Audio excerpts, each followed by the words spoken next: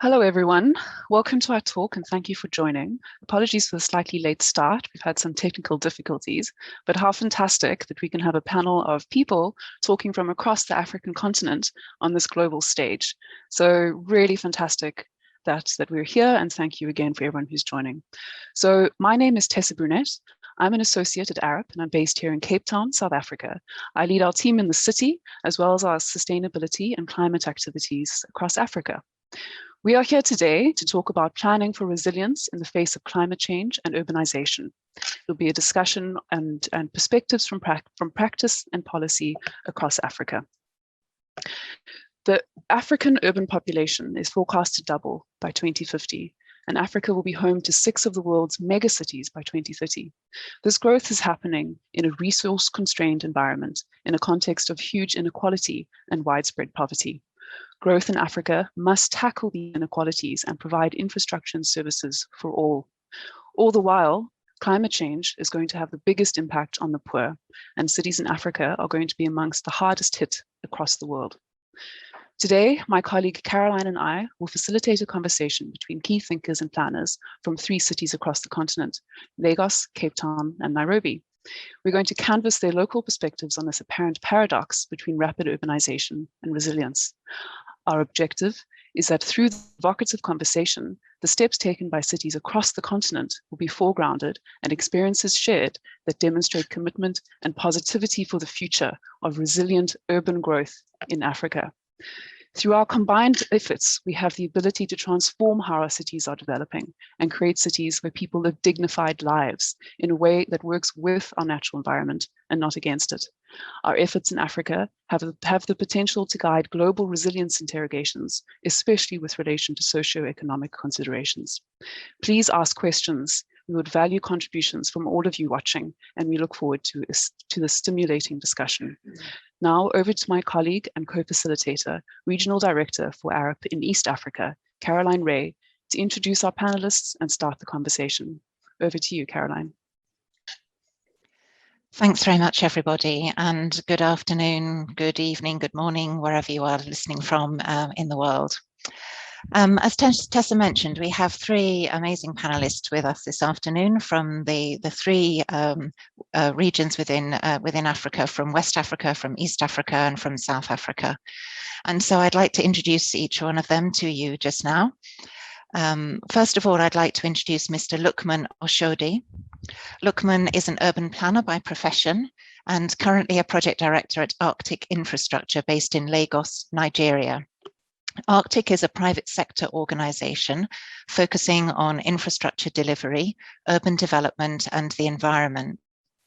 And Lukman's particular interest lies in addressing the challenges of Lagos's rapid growth in a sustainable and resilient way. Next, I'd like to introduce Dr. Catherine Ewing. Catherine is a senior lecturer in urban design at the University of Cape Town in South Africa. Her current focus is on the role that public space plays in creating safe and resilient neighbourhoods. And this is building on previous work that she was involved in with a non-profit company, VPUU, on safe and sustainable neighbourhoods. And last but by no means least, I'd like to introduce planner Rose Mwema. Rose is based in Nairobi, Kenya, and is a partner at Impact Consultants Limited, offering consultancy services in planning and urban development. She is a public policy and urban development expert with a professional background in urban and regional planning. Prior to her current private sector capacity, Rose held professional positions of responsibility in both national and county governments here in Kenya. Rose also serves in the Makueni County Municipal Board that deals with governance and management of urban areas in the county. So we look forward to hearing a little about what each of our speakers has to say, and also to engage in, as Tessa mentioned, some lively discussion to do with the issues around urbanisation and climate change and how that affects resilience in our African cities. So as Tessa mentioned, there's rapid urbanization across the continent, and cities are growing at an incredible rate. And just to look at the statistics on Lagos, for example, Lagos is already a meta city of more than 28 million people and is predicted to grow to more than 50 million by 2035. That's almost doubling in the next 15 years. So, Lukman, turning to you to start with, with all of that massive population growth that you will experience in Lagos, and I'm sure will be reflected in other cities across the continent, how will the city's resilience be affected, and how will that huge demand for housing and basic services be met? Over to you, Lukman, for a while. Yeah, thank you, Caroline, for that introduction. Lagos, as you rightly put it, represents a major urban area in the West African sub-region. Lagos is not only playing a major economic, commercial, and residential role in Nigeria.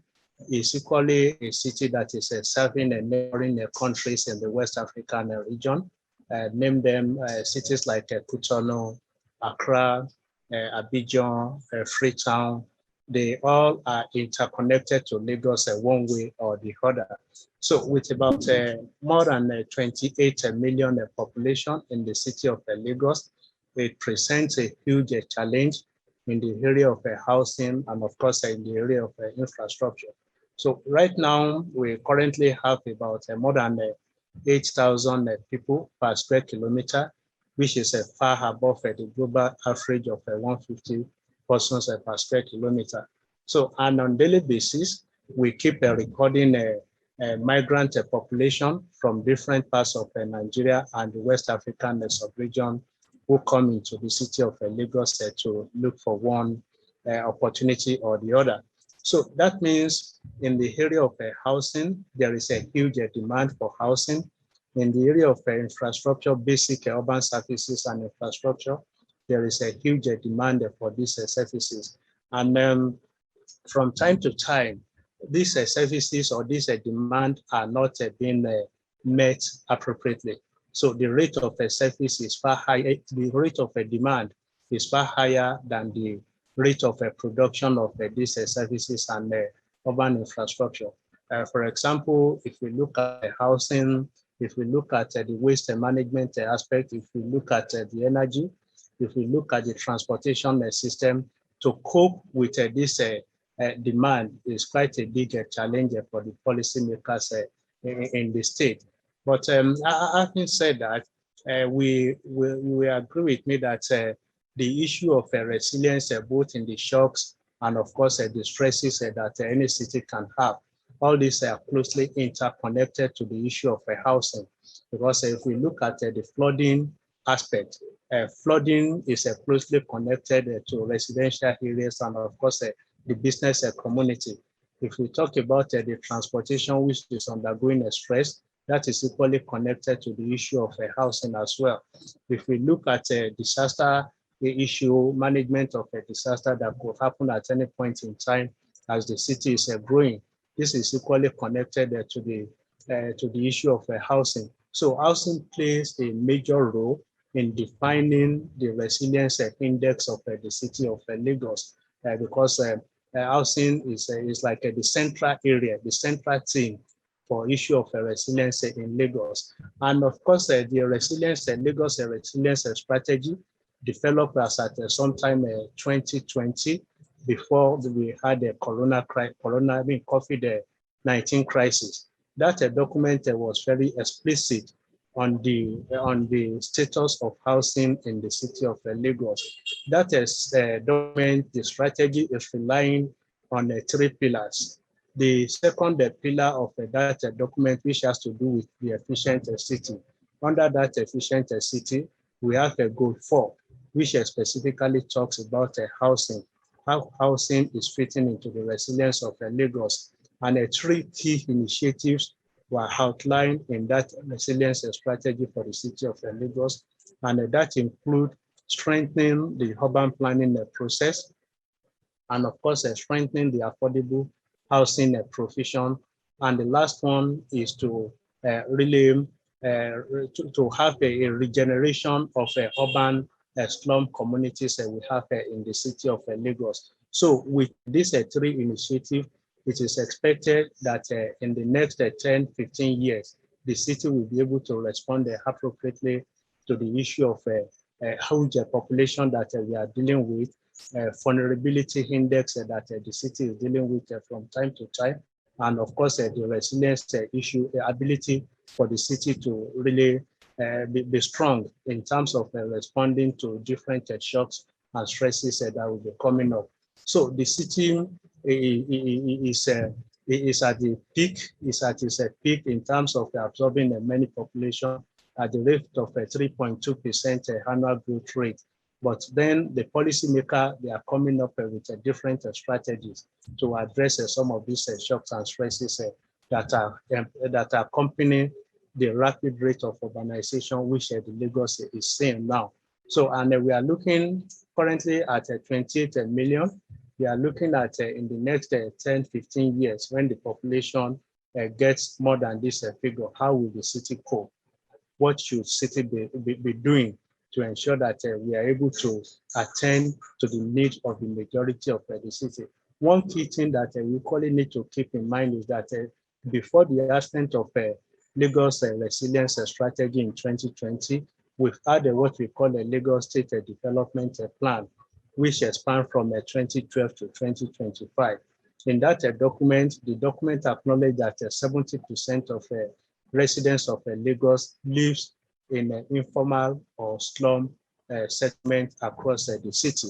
So that is a huge challenge, and the expectation from that document is that on annual basis, the rate of slum will be reduced by about 5%. Because when we talk about the resilience issue, that aspect is being looked at from the lens of the slum settlements across the city, where vulnerability index is quite high. So with the projection of a 5% reduction rate on annual basis, the city authorities, the city policymakers, they are working in that direction to be able to meet that target. And of course, there is a good level of collaboration with the private sector, which I think could be better in any case. But the city authority is ensuring that there is a stakeholders engagement to achieve, to ensure that we have this target, we are able to meet this target. So Lagos is there. The rate of urbanization is getting higher on day-to-day basis, and the relevant stakeholders are equally developing different measures to ensure that we are able to meet up with the challenges posed, and of course to ensure that we are able to keep the city strong in terms of addressing the shocks and the stresses that are coming up. That's great. Thanks very much. It's great to hear what's already happening and the fact that there is a plan for resilience in place. And it's just, such a great task to try and to work to that plan and prioritize housing within that over the next coming years. But delivering housing and utilities is obviously only just part of the story towards resilience. So I'd like to turn to Katie now and ask a question of you from your perspective in Cape Town. Katie, do you think it's actually possible to create inclusive communities in the face of such rapid growth? I think that there's many elements that come into play here. And I think Lukman almost implied it at the beginning, that certain things around the infrastructure are intimately linked to housing. So also that everything is interconnected to the household, and the household is the individual unit. So the individual unit being connected beyond that and into the community is an intriguing one, because I feel at the neighborhood scales where we can start making the most impact, because it is a space in which communities can come together and also understand their own shocks and stresses. I think, as to build on to what Lukman had said, that for us coming from the outside in as a technical person, we're never going to resolve all the shocks and stresses unless we actually fully understand those from a very contextual level. So from my perspective, the idea of inclusive communities actually also starts not only looking at government policies and plans, but it also very much starts understanding what's happening on the ground, what is existing, what do people do to themselves to stop flooding, what do people on the ground do to actually deal with crime and violence,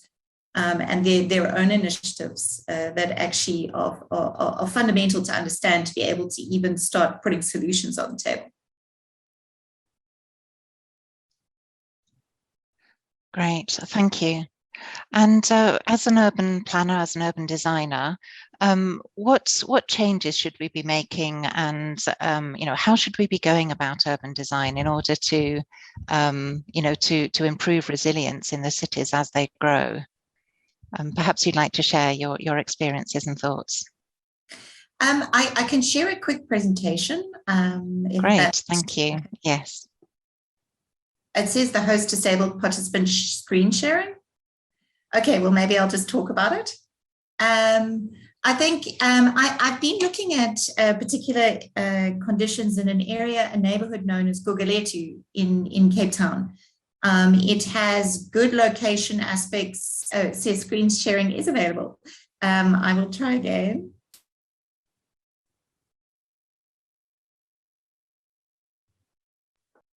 Is that accessible to everybody? Yes. So I've been looking at some conditions known as spaces of exchange. So it's a different way of looking at public space within our city. So the space in between the housing, so to say, to build on Lookman.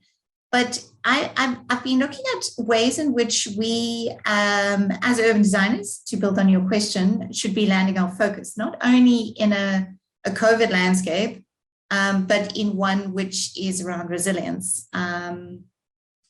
So a lot of the infrastructure and the environments in which I find in Gugulethu are very much off-grid. So these spaces are only partially mapped, or they are not exposed for what they are. So small public spaces which have a tap and a toilet in an informal area that is also acting as a key public space for children to play. It has washing, it deals with grey water, it deals with so many of the daily issues in such a very small way, and for good and for bad as well. What we also experience is that our natural systems in the neighborhoods are spaces that are having to be themselves very robust in how they deal with conditions of extreme waste conditions, which actually then leads to certain crime elements. And this is a main canal that leads through Gugulethu. It's called the Lotus River Canal, which it's actually the green lung of Gugulethu, but it has also become the dumping space for many people in the local area, which is highly problematic when we are expecting our natural systems to actually do more than what they are doing. So I'm just going to reframe it very quickly in terms of livelihood, education, food security, and urban streets. So the first one being education, where I think that it's about reviving the focus of community in the neighborhood. So where can our communities come together? So that has been a big focus of engaging with the early childhood development centers and seeing how they're actually becoming more than just a space of learning. It's also about food security and shifting the idea of the production of land into the micro production, into the micro areas, where you work with communities to help develop urban spaces in a very different way. So they're not leftover spaces that get dumping on them.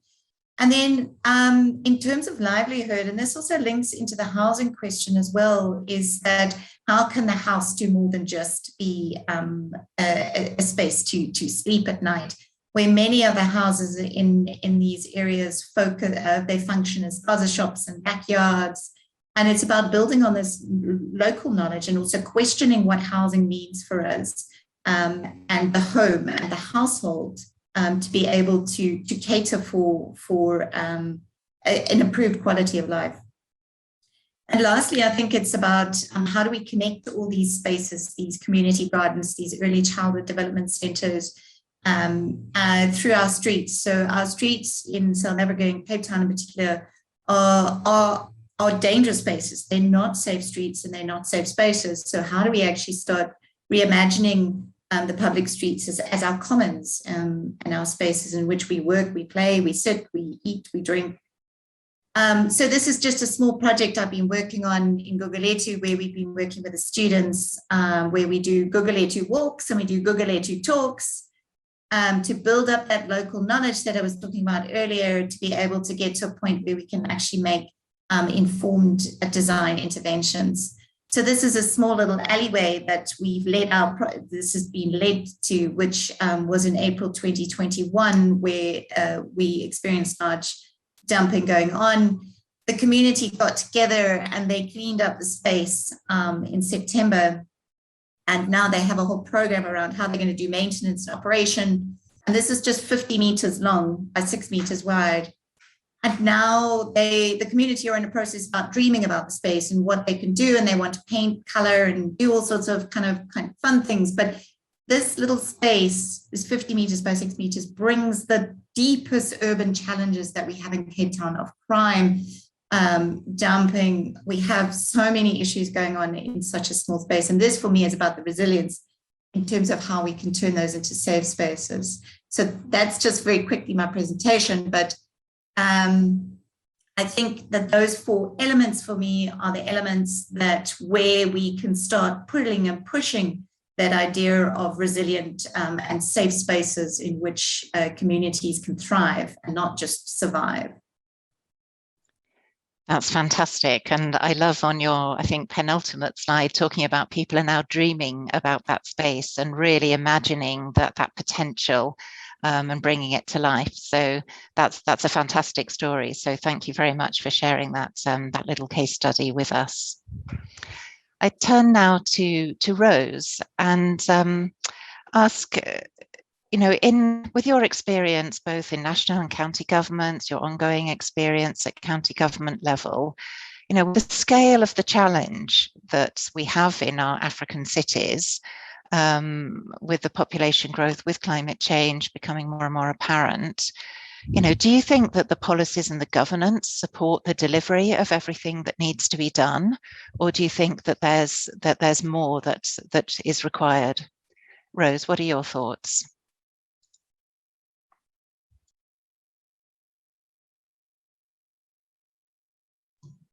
Thank you, Carol, for the question. Can you hear me? You can hear me. Thank you. Thank you for that question. And I would start by asking myself why cities in Africa are unable to provide housing and infrastructure to its population. To me, it boils down to how we've been able to manage our cities. It's all about how cities have been managed in Africa, because urbanization will continue. Cities are going to still increase in size. People are going to still come to the cities, but how we position ourselves as cities in terms of the governance system is what is going to save the cities. The governance and the planning practices that are being undertaken in the cities are very key. We know that urbanization, if it's well managed, will not be seeing the vulnerabilities and the inequalities that we're seeing in most of the African cities. The cities are growing very quickly, and therefore we have to do something about how do we manage them. The same case is happening to Nairobi, what Lockman has talked about, Lagos. Nairobi is progressively, though smaller than Lagos, progressively growing fast at a rate of 4.5%. And we are seeing continuous duplication of these inequalities and this vulnerability and this urbanization of poverty as the city grows. We see the institutional responses, both organization and policy, still wanting in respect to managing that change. And we see the city evolving, a system, a structure or formal form of the city developing in such a way that it's compromising the city's resilience. The city of Nairobi we find a phenomena of sprawl, a lot of suburbanization towards the fringes of the city. We find a lot of inequality in the city, with about 75% of the people who are coming to the city living in informal settlements. We find the city having a lot of inequality. People living along fragile ecological zones, particularly the informal settlements and informal traders. We see a city that is experiencing serious challenges of climate change at the moment, with a lot of flooding, because the city is in a basin and all the drain from the islands towards the Indian Ocean are passing through the city. So with these kind of challenges, how are the institutions retooling themselves to address it? Otherwise, the situation will not change just by talking about it and addressing things in a peaceful way, in a piecemeal way. The city of Nairobi has got good policies. So policies that are talking about sustainability. We have the Vision 2030, we have the devolution, which is a new governance to empower the local governments to be able to empower them in terms of policy, in terms of legislation, in terms of resources to be able to address local issues. We have Kenya Climate Action Plan. We have Nairobi Integrated Master Plan. The plans are good, but how have we put ourselves, how have we put our institutional ecosystems, how have we put our systems, how have we put the planning system itself to be able to be able to leverage on this? And resilience is about dealing with multiple hazards, is about dealing with shocks and stresses, and it presupposes institutional ecosystems that are integrated. It also presupposes planning practice approach that is comprehensive, and it is also integrative. So unless that aspect is addressed, in my opinion, the city of Nairobi will continue seeing and witnessing and duplicating urbanization or poverty in all its fringes. We see a city of Nairobi that has got fragmented institutions. The institutions are very fragmented. We have a lot of sectoral plans. We have government agencies dealing with roads, water separately, and they're answerable direct to the national government. The city is struggling alone at the lower level, where it comes up with the urban development strategies, but the agencies affiliated to the government are not able to use it as a template upon which the city develops. So that, to me, is something that we need to address. And my opinion is that we need to fix. We need to make the city of Nairobi embrace, because the city is very much concentrated at the central business district, creating a lot of problems for people living at the fringe of the city, coming to the city, using a lot of private vehicles, causing a lot of pollution, a lot of time wasted on jam. The jam is estimated to cost the Kenyan government $1 billion a year, US dollars. We also spend about 4 hours in that jam.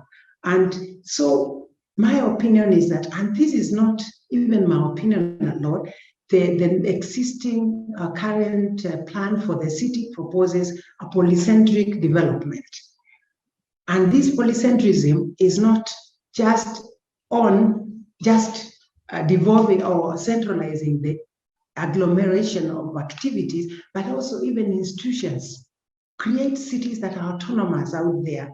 Of course, managing the politics, because the politics of the governor of Nairobi will be feeling like power has been taken from them. So manage the politics and create centers that have got administrative power so that they can be able to deal with the local issues, and we can relieve the central business district from all this overload that is having at the moment. So we could, in Nairobi, embrace polycentrism. We could also fix the fragmentation and create a coordinating framework. All these institutions or actors needs to be brought together to read from one template, to speak from one voice, so that they can be able to address. Otherwise, problems of the city will continue and we will not be able to control and to manage. We should also mainstream issues of resilience in city developments and in the institutional processes. As they carry out their activities, they need to be alive to the issues of resilience in the plans, in the budget. And we are also I'm also suggesting that the city, the planning departments or the city, the institution that is dealing with planning needs to be positioned in a ministry that is powerful. In a ministry like the Ministry of National Planning or Ministry of Devolution, where it will get the attention that is required, so that it's not lowly prioritized. It is put in a situation or in a ministry where it becomes a priority, where it is well resourced, where the capacity is built so that it can deal with this mammoth that is brought by the urbanization. So that's what I can say. Great. Thanks very much, Rose, for your thoughts. That's great. And I love the phrase that you use about needing to speak with one voice in order to tackle these issues, rather than, all the fragmentation that often occurs within our cities at the moment. Lukman, maybe I can come and ask you a question about that in terms of the voices that are heard within Lagos at the moment. You've spoken already about resilience policy, which is there for the city. But in the implementation of that, and then reflecting on what Katie was saying with her example in Cape Town, would you say that the city is speaking with one voice, or is it still quite fragmented, and what could be done differently?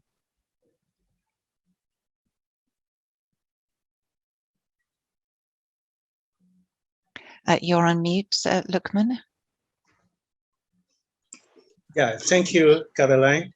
When you have a city of more than 28 million people, it becomes a big challenge on how to aggregate the voices and, of course, the needs of such a huge number of people. But then at any point in time, inclusionary participatory approach, they are very key in the development process, and of course in engaging and implementing whatever plan that the city has put in place for the people. Yes, so far, the voices of residents of Lagos have been very clear that yes, we need a good security in the city. We need a sustainable urbanization, if I may put it that way. We need adequate housing. We need a sustainable water and sanitation system. We need a good and clean transportation system. And of course, we need a very good uninterrupted energy system. The voices of the city's residents are very clear in making these demands from time to time. And the authority too, to buttress what Rose has been mentioning in the area of governance. So the authority, they are making a serious efforts to ensure that the current governance, there is quite a good level of more decentralization to be able to reach more people at the grassroots level, so that the development or the policy or the plans are not just a top-down approach models alone, that the grassroots, they are able to contribute, they are able to make inputs to different development processes going on within the city. So from time to time, apart from the state government that is looking at the strategic level of how the city is being managed, we have a number of local governments and local council development areas that engage different components of communities at the level of grassroots, so that to be able to have the voices of the people well aggregated. But despite that, despite those efforts, we still have challenges in different areas that, yes, our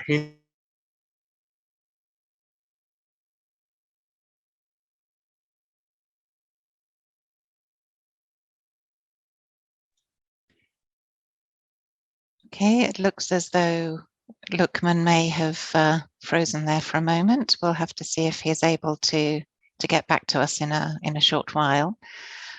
Perhaps, Katie, I can just turn to you.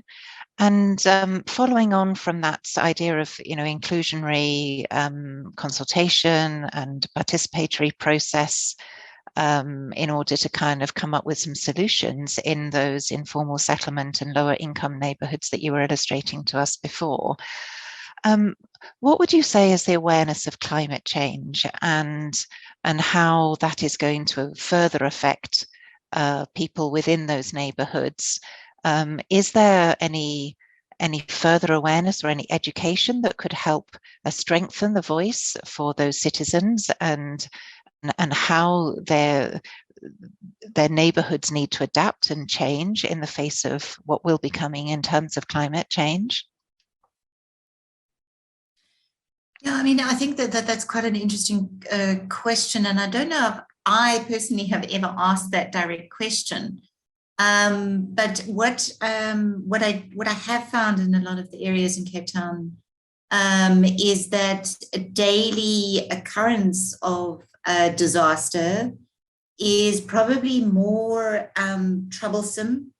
So, and when I'm referring to that, I'm referring to the dealing with crime on a daily basis as compared to dealing with an annual basis of flood or an annual base of a fire outbreak or something like that. So there's this play out between, climate change having an impact on the drought and water conditions. So all the water dried up in the one informal settlement I'm working in, it just didn't come down the pipes. So, that impact becomes, how do I actually provide water for my family? Rather than thinking at a much bigger sort of global level of what it is, it directly impacts the person on the ground. So what can we do around, kind of to deal with that? I mean, I do think that there's a lot of innovation one can start doing. And when I'm talking about working with communities, it's also about active responsibility on many sides. So that also has to involve government. But it also has to involve a government in which it has agency and it has resources to some degree, or it uses resources wisely.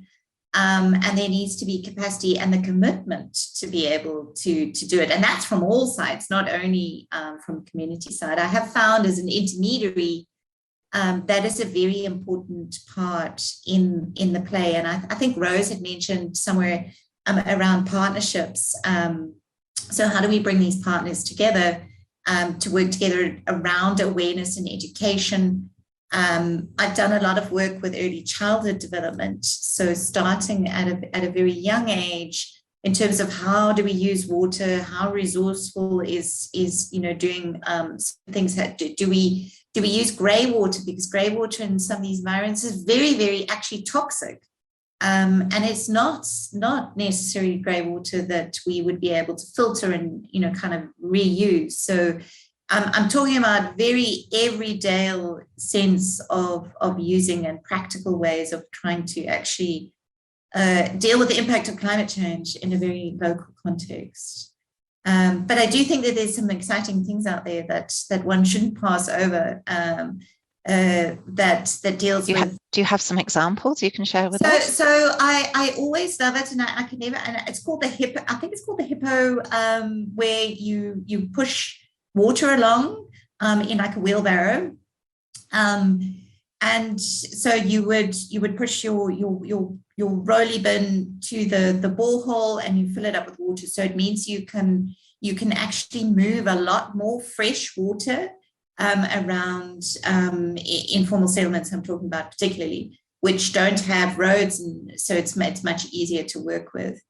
So those are some great things that I've been working with. Also the playground that actually, so the borehole works with a playground. So the playground becomes the mechanism that actually brings the water up from out the ground. A roundabout in the playground. A roundabout, so the children are actually, okay. Yeah, great. So the children are actually working to develop, and to work with water. But then the problem is that the children just keep playing, and then if nobody collecting the water, then you've got a water issue. So, but those are some ideas that I haven't necessarily worked with in South Africa, but I've worked with them in Zimbabwe, where conditions are even more extreme in terms of water and access to water. So when I say that there are quite a few innovation things happening out there, maybe they're not happening at scale, and I think that's where we've got a problem. And both Rose and Lukman have referred to kind of bigger policies and a much bigger approach that also needs to be addressed. Whereas the issues I'm talking about are real, everyday, practical things on the ground. So the meeting together of all of these is probably more where we need to be.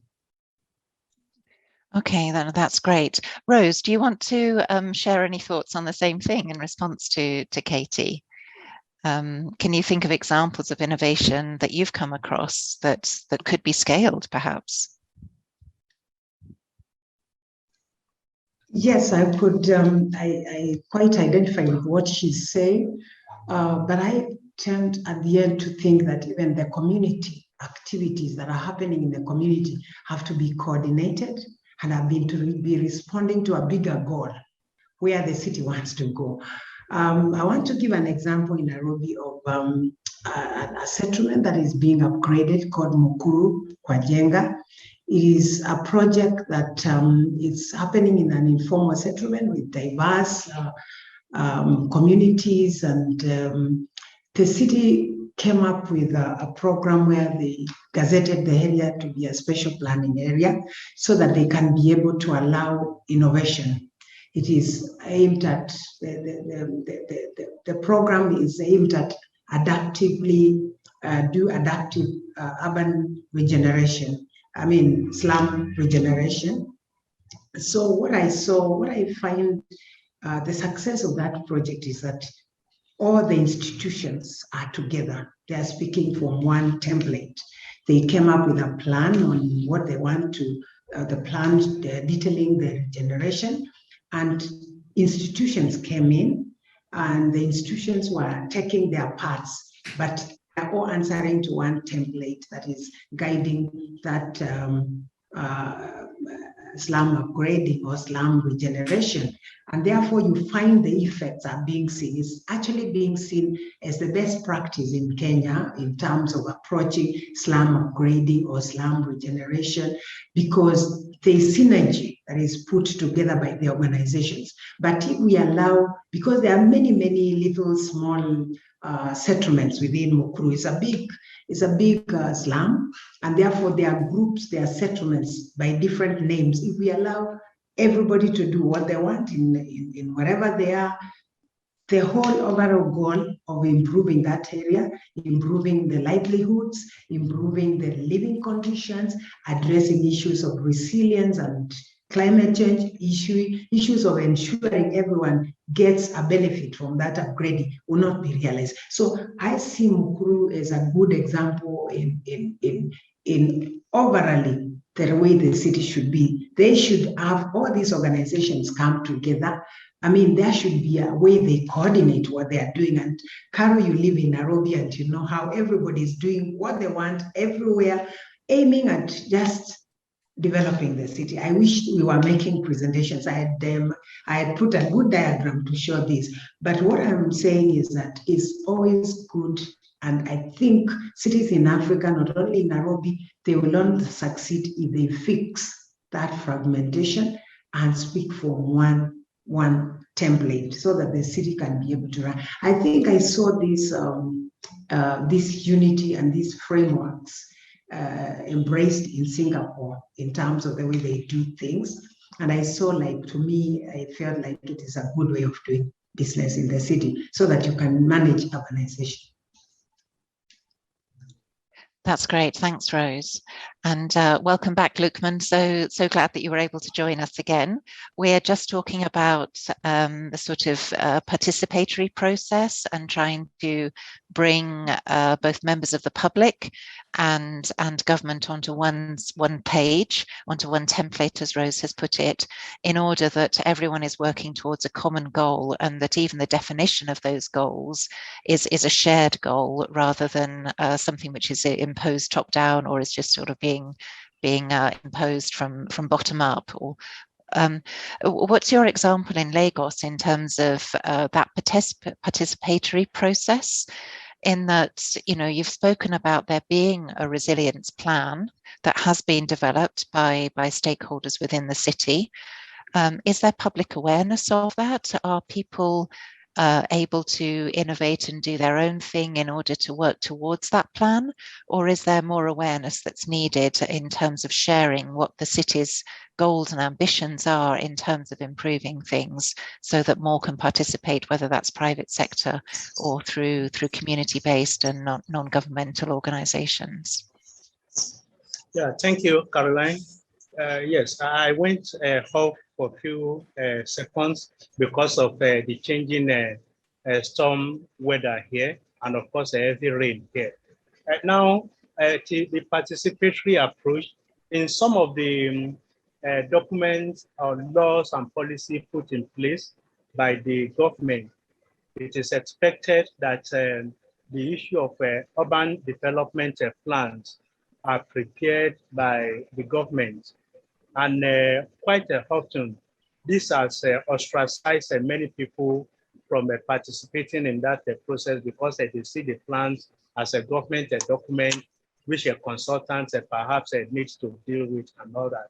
So, and in a way, these plans, the ability to implement these plans are quite limited on the part of the government. So in a way, people begin to do things in their own way. And of course, the result we have seen is that uncoordinated development in different parts of the city. But sometime not too long, the community decided to do things differently from what the government has been able to put in place. They are able to put in place what we call their own regeneration plan, that this is how we want our community to look like. This is the future we are expecting for the community. This is the type of education. This is the type of housing we are expecting for our community. This is the type of transportation system we are expecting for our community. So they are able to put up that regeneration plan, which they submitted to the government.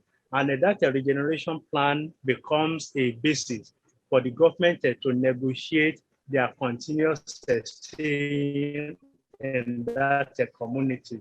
And of course, it becomes a basis for the government to invite the private sector and say, hey, this is the plan from these people.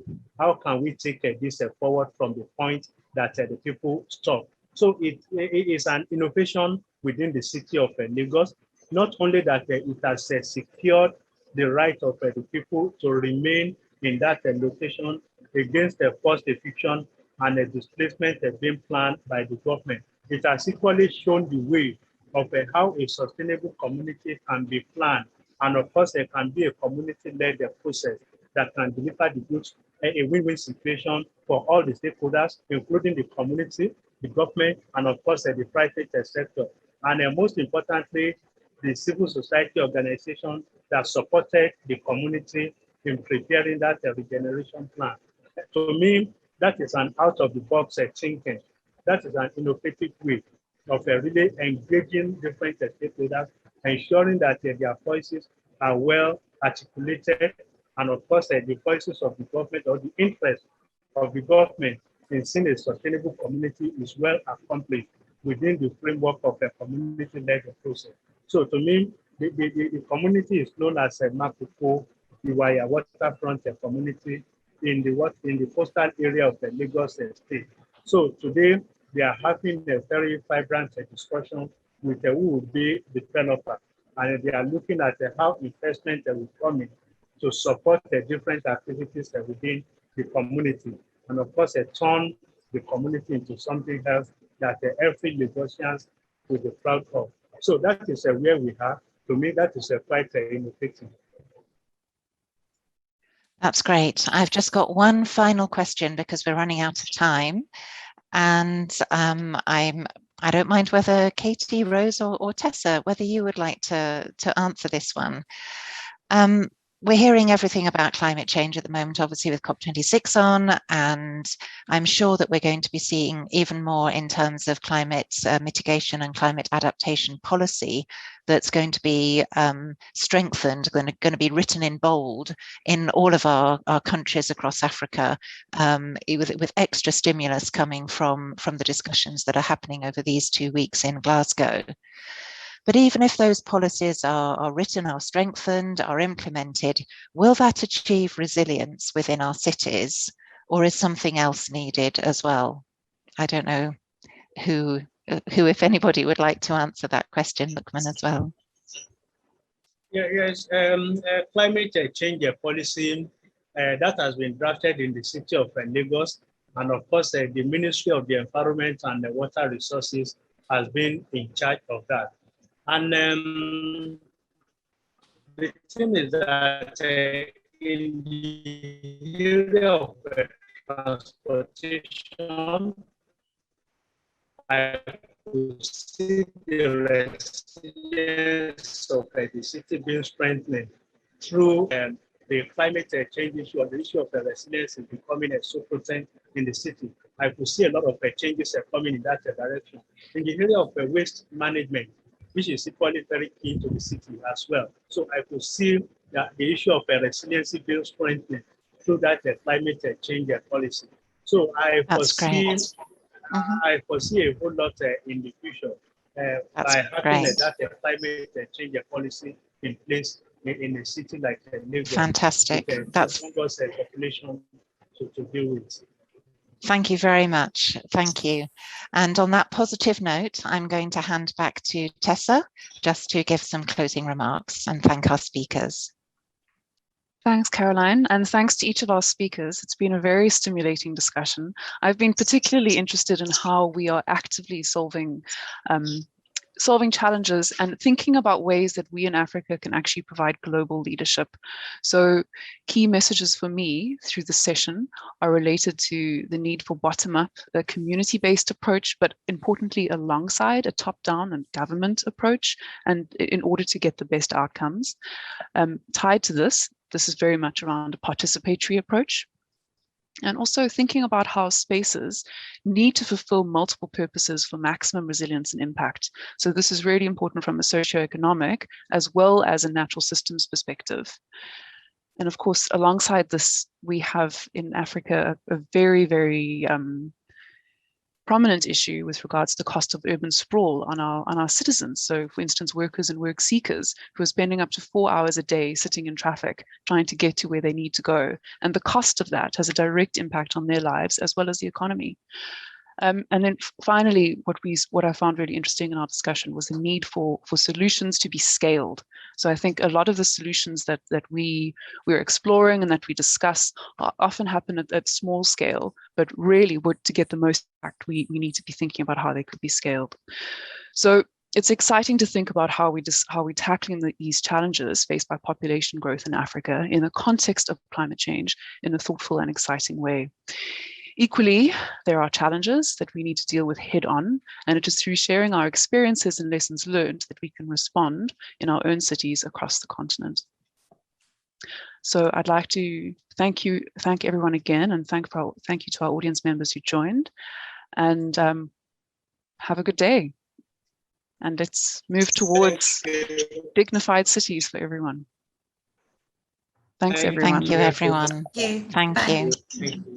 Bye. Bye.